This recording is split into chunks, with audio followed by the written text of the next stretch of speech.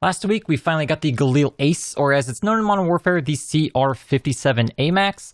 I don't know why they didn't just call it the Ace 762 or something like that in the same vein as the CR-56.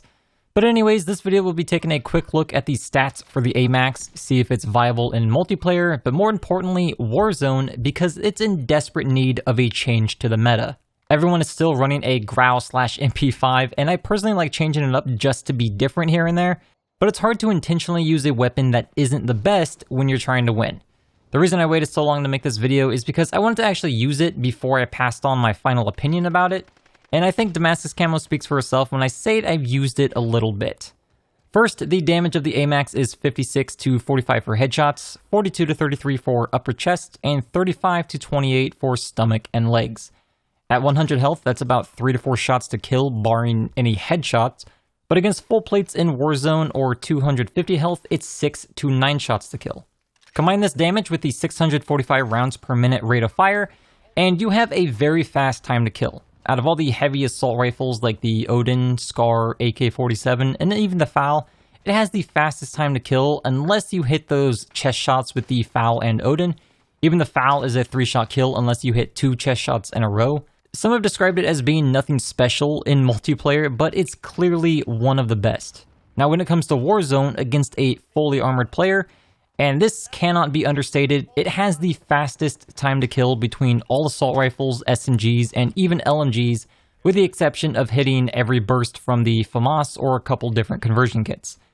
To give an example, the time to kill of the Galil with chest shots is around 465 milliseconds, and the M4A1 is around 576 milliseconds, with SOCOM rounds bringing it down to around 460 milliseconds, so that's the best comparison. The ADS speed is around 280 milliseconds. This is clearly on the slower side of things, but it's fully expected when it hits as hard as it does. You'll be pre-aiming with this a lot, but that's a large portion of engagements in Warzone anyways.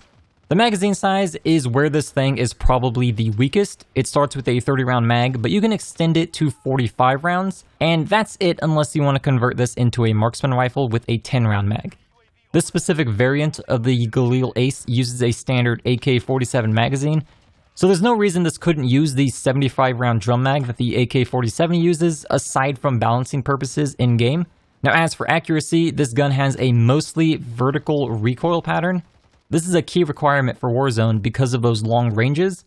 Controlling that recoil is a bit more difficult than the Grau, but hitting those shots is more rewarding as well. So if you want the absolute best class for Warzone, you'll use the monolithic suppressor, Zodiac S440 barrel, Merc foregrip, 45 round mag, and the rubberized grip.